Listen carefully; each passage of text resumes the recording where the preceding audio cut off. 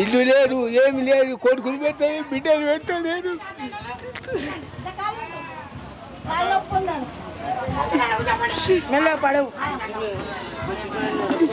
ఏదేమని ఏమన్నా పెట్టలేదు, ఏమన్నా చెత్తలేడు.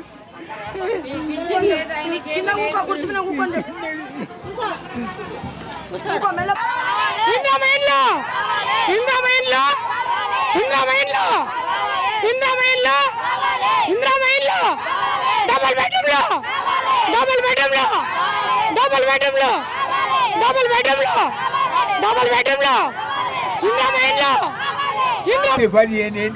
అప్పటి నుంచి నేను కాలేట్లే, ఎవరు అడిగింది లేదు, పెన్షన్ కూడా లేదా. పైనకి ఎక్కడానికి వస్తుందా? నువ్వు కిందనే వండుకుంటున్నావు, కిరాయిలో ఎందుకన్నా కడుతున్నావు. నువ్వు వచ్చిన పెన్షన్ కిరాయికే పోతుంది. అదే ఇక్కడ ఉన్న పరిస్థితి. ఈ తాతకు ఒక ఇల్లు కొన్నాడు, అప్పట్లో ఒక బిడ్డని ఇక్కడ పెట్టుకొని వచ్చి ఇల్లు కొన్నాడు. కానీ అక్కడ కొనుక్కున్న ఇంట్లో కూడా పైనకి ఎక్కువ లేకపోయిన పరిస్థితి. ఇంట్లో కింద కిరాయికి తీసుకుంటే ఉంటా కూడా కిరాయి కట్టలేని పరిస్థితి. ఇప్పుడు ఆ తాత ఇప్పుడు పైనకి ఎక్కలేక బాధపడుకుంటూ ఉంటున్నాడు. ఇదే మా క్వార్టర్స్లో ఒక్కొక్క ఇల్లు కూడా ఇచ్చిన ఇంట్లో కూడా కూలిపోతున్నాయి. ఇప్పుడు ఎప్పుడు అరిచేతుల ప్రాణాలు పట్టుకొని బతుకుతున్నారు మా జనాలు. మా వాళ్ళు లక్ష రూపాయలు పెట్టిన ఇదే మాకు జరుగుతున్నాయి. ఒకరొకరు నెత్తులు వలిగినాయి మాకు. ఒక్కొక్కసారి మా ఇల్లు కూడా ఎట్లా కూలుతున్నాయి, మా కూలిన ఇల్లు కూడా చూపిస్తాను. ఒకసారి మీరు పైకి వెళ్తే మా బాధలు మేము చెప్పుకోవాల్సి వెళ్తాం. CM CM CM CM CM CM CM CM ఇంద్రమైన్లో ఇంద్రమైన్లో ఇంద్రమైన్లో ఇంద్రమైన్లో ఇంద్రమైన్లో మా డబల్ బెడ్రూమ్లో మా డబల్ బెడ్రూమ్లో మా డబల్ బెడ్రూమ్లో అన్న. ఇది గంధం కూడా మన కిర్కర్ గ్రామంలో ఫేజ్ 1 క్వార్టర్స్. ఇది మన క్వార్టర్స్లో ఉన్న ఆపదలను వినియోగించుకోమని గత ఇళ్ళ ముగ్గురు మసలింతలు వలగడం జరిగింది. ఆ ముగ్గురు కూడా వెళ్ళిపోవడం జరిగింది. ప్రతి ఇల్లు పరిస్థితి ఇలాగనే ఉన్నాయి. రాత్రి కూడా ఇద్దరు కాలేరినాయి, నిన్న కూడా ఇద్దరు కింద ఉన్న వాళ్ళు కూడా అట్లా అయిపోయినాయి. ఇక్కడ కూలిపోతున్న ఇల్లు అన్నా కూడా ఎవరు పట్టించుకోలేకపోతున్నారు. ప్రతి ఇల్లు మీరు చెక్ చేసినా ప్రతి క్వార్టర్స్ కూడా గత 10 ఏళ్ళ నుంచి చెప్పుదాయడం జరుగుతూనే ఉన్నది.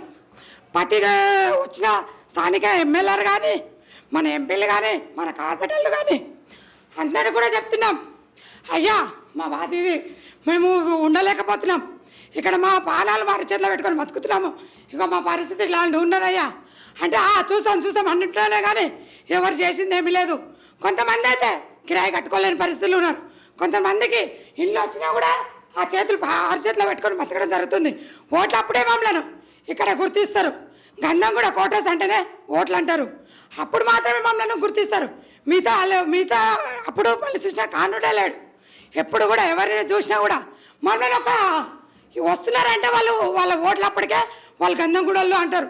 మిగతా అప్పుడు వాళ్ళు ఎవరు పట్టించుకున్నా లేదు. ఇప్పుడు కూడా ఇక్కడ 2-3 చచ్చిపోయిన వాళ్ళు ఉన్నారు. ఈ కూలిపోయి చచ్చిపోయిన వాళ్ళు ఉన్నారు. పైన అన్నీ దాదాపుగా రూములు ఖాళీ ఉన్నాయి. అందరి కింద కిరాయికి ఒక్కొక్క ఇంట్లో 2 కుటుంబాలు నివసిస్తున్నాయి. ఆ కింద ఇల్లు కూడా ఇప్పుడు పడిపోవడం జరిగింది. కింద కూడా ఇదే సేమ్ పరిస్థితి. మీద ఎంత పరిస్థితి ఉందో కింద దాకా ఇదే సేమ్ పరిస్థితి. మా మెట్లు 2 మెట్లు కూడా కూలిపోయినాయి. కింద కూడా రాత్రి కూడా పట్టడం జరిగింది. ఇద్దరిని హాస్పిటల్ తీసుకుపోవడం కూడా జరిగింది. వాళ్ళకి ఇప్పుడు ట్రీట్మెంట్ ఉంటున్నది. ఇట్లా ఎన్ని రోజులు మేము ఇట్లే ఉండాలి? మేము అందరినీ కోరుతున్నాం, దయచేసి అయ్యా మీకు ఓట్ల కోసం చూడకండి, మా జనాలను కూడా చూడండి. మమ్మల్ని కాపాడుకుంటేనే మీ ప్రభుత్వం ఉంటుంది. మేము లేని మీ ప్రభుత్వం ఎక్కడ దాన్ని మేము నిర్వహిస్తున్నామో మమ్మల్ని కాపాడుకోండి. మీ ప్రభుత్వం మీకు ఎప్పటికైనా ఉంటుంది. మమ్మల్ని ఎలా చెట్టుకోరి గుట్టలకోరం చేస్తే మీ ప్రభుత్వం ఉండదు. అయ్యా మా ఆడబిడ్డలను మేము ఆడబిడ్డలు అంటేనే 6 గ్యారెంటీలు అంటున్నారు. ఏ గ్యారెంటీ కూడా మాకు అందలేదయ్యా. ఉచిత కరెంటు మాకు తెలియదు, డబల్ బెడ్రూమ్ మాకు తెలియదు, స్కూటీలు మాకు తెలియదు, లక్ష్మీ కళ్యాణం 2 ముగ్గురు పెళ్లి చేశారు. ఎవరు ఎవరికి రాలేదు మాకు ఇప్పటి వరకు. ఈ గంధం కూడా అంటేనే మమ్మల్ని పట్టించుకున్న నాదులు లేడు. పక్కకు మీరు కిరాయాల్లో మీరు ఓనర్స్ గారు మీ ఇక్కడ బతకనికి వచ్చిన వాళ్ళు 15 ఏళ్ల నుంచి అయ్యా మేము ప్రతి ఒక్కరి మా ఓటకి ఇక్కడే, మా రేషన్ కార్డు ఇక్కడే, మా ఆధార్ కార్డు ఇక్కడే. మమ్మల్ని ఊరల్లోనే గుర్తించలేరు. కనీసం మీ ఓట్లు అప్పుడే మమ్మల్ని ఊహించుకుంటున్నారు. మిగతా రోజులు మాకు ఈ 15 ఏళ్ల నుంచి ఒకరికైనా ఇల్లు వచ్చిందా? ఒక్కరికి కూడా ఇల్లు వచ్చింది లేదు. ఈ 15 ఏళ్ల నుంచి ఒక్కరికి కూడా ఇది జరిగింది లేదు. 10 ఏళ్ళ నుంచి కొంతమంది అయితే కిరాయి కట్టలేక ఊరేసుకొని చచ్చిపోయిన వాళ్ళు ఉన్నారు. ఇప్పుడు ఒంటరి మహిళను చేసిపోయిన వాళ్ళు ఉన్నారు. ఒంటరి మహిళలకు కూడా కొంతమంది పింఛన్లు పెట్టాం. కేసీఆర్ ఉన్నప్పుడు ఒంటరి మహిళ పింఛన్లు వచ్చినాయి. కానీ ఇప్పటివరకు కేసీఆర్ ఉన్నప్పటి నుంచి కూడా మాకు డబుల్ బెడ్రూమ్ రాలేదు. మాకు ఇప్పటివరకు ఇల్లు లేవు. నేను కావాల్సిందని రేషన్ కార్డు డబుల్ బెడ్రూమ్లు ఖచ్చితంగా కావాలని నేను కోరుతున్నాను. డబుల్ బెడ్రూమ్లు మాకు కావాలి, ఇందిరామ్మ ఇండ్లు కావాలి. దానికి ఒక 15 సంవత్సరాల నుంచి మాకు ఇండ్లు లేకుండా కిరాయి ఇండ్లలో నివసించడం జరుగుతుంది. ఇక్కడ మా ప్రాజనలు మధ్యతరగతి కుటుంబము కిరాయిని కట్టలేకని బాధపడే సూచనలు ఇక్కడ జరుగుతున్నాయి. ఈ రోజుల్లో మేము కిరాయి కట్టుకోలేక ఇండ్లు ఆత్మహత్యలు చేసుకోవడానికి రాత్రి ఇద్దరు కూడా కిరాయిల కింద వాళ్ళు ఏదో మాట్లాడారంట. ఇద్దరు కూడా మా అక్క చెల్లెళ్ళు ఇక్కడ ఉన్న వాళ్ళు ఇద్దరు మేము చచ్చిపోతాం అక్క, మేము ఇక్కడ క్వార్టర్స్లో ఉండలేము, మా ఇల్లు కూలిపోయింది అక్క, మేము ఇక్కడ ఉండలేకపోతున్నామని చెప్పడం జరిగింది. ఇంకొకరు ఇల్లు కిరాయి కట్టకపోతే ఇక్కడికి వెళ్ళి ఇమ్మీడియట్గా కాల్ చేయమని అనడం జరిగింది. వాళ్ళు పోయి ఊరేసుకొని చచ్చిపోవాలా, మేము ఎక్కడ వెళ్ళాలి? మేము 15 సంవత్సరాల నుంచి మీకు ఓటేస్తున్నాము. మరి ఎవరు మమ్మల్ని నుంచి కాపాడిన వాళ్ళు లేరు. ఎందుకు మమ్మల్ని ఇంత ఇబ్బందిగా పడుతున్నారు? మా ఓట్లు లేదే, మేము లేదే, మీ ప్రభుత్వం నడుస్తున్నదా? మేము ఎలా ఈ ఆడపిల్ల అడుగుతున్నాము వాళ్ళ మా అందరి మాటలకు మీ గవర్నమెంట్ ప్రభుత్వం సమాధానం చెప్పాలని మేము అందరినీ కోరుతున్నాము. మా ఒక్కొక్క ఆడబిడ్డల ఒక్కొక్క బాధ ఏంటే మీ కళ్ళల్లో నీళ్లు కారుతాయి. మీరు ఎక్కడో ఉంటే మేము ఆడబిడ్డలకు సహాయాలు చేస్తున్నాము, ఆడబిడ్డలకు పథకాలు పెడుతున్నాం అన్నది ఉచిత కరెంట్ అనేది అబద్ధము.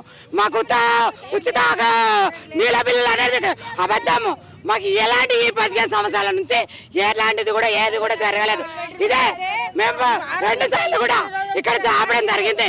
ప్రతి ఎమ్మెల్యే స్థానిక ఎమ్మెల్యేను కార్పొరేటర్లను అందరం కూడా అడగడం జరిగింది. అందరు కూడా వచ్చినప్పుడే మమ్మల్ని గుర్తిస్తున్నారు. వాళ్ళ పనులు అయిపోయినాక వాళ్ళు ఆలపించంగా చెక్క జరుపుకొని వాళ్ళు బాగానే ఉన్నారు. మా దానికి ఎవరు స్థానికంగా ఓట్లప్పుడే మమ్మల్ని మద్దతిస్తారు. మిగతా రోజులు ఎవరు రారు. మాకు ఉత్త హామీలు 6 గ్యారెంటీలు మాకు 7 ఉన్నాయి. 6 గ్యారెంటీలు ఒక గ్యారెంటీ కూడా మాకు అమలయ్యింది లేదు. మాకు 6 గ్యారెంటీలు ఒక గ్యారెంటీ కూడా మాకు అమలయ్యింది లేదు. ఏ గ్యారెంటీ మాకు అమలైంది? ఈ గంధం కూడా మాకు విషయ సెక్షన్ కోటాస్లో ఎవరికి ఏ ప్రభుత్వం నుంచి ఏది చెందింది మేము చెప్పి ఈ రోజు ఎవరు వచ్చినా కూడా సాధించంగా వినవించుకుంటాము. ఎవరైనా ఇప్పుడు వచ్చి అడిగితే కూడా చెప్తాం. మా ఆడబిడ్డలను ఎక్కడ వెళ్ళినా బెదిరిస్తున్నారంట. ఎందుకు బెదిరియాలి? మా హక్కులు మాకు లేవా? మాకు ఓటు వేసినప్పుడు మేము అడిగే హక్కు మాకు లేదా? ఎందుకు అడుగు లేకుంటది మా హక్కులు? మేమైతే దేని కొరకు పోరాటం చేయట్లేదు. మేము దేని కొరకు పోరాటం చేయట్లేదు. ఉండటానికి మాకు ఇంత నీడ లేకుండా ఉంది. అది వైఎస్ఆర్ ఆ టైంలో మాకైతే ఈ రాజీవ్ గాంధీ అపార్ట్మెంట్ ఇచ్చారు. ఆ ఇచ్చినవి మొత్తం పడిపోతున్నాయి.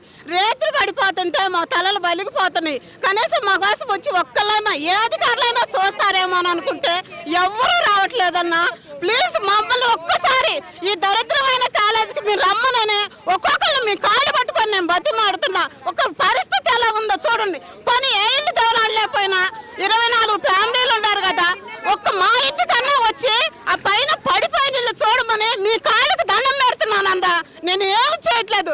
మా వారు ఉన్నప్పుడు అందరికాడ ఎంతో చాకరీ చేశాడు. ఇప్పుడు ఆయన మోకాళ్ళు నొప్పులు వచ్చి చేయలేకపోతున్నాడు. ఒక మా వికలాంగులైన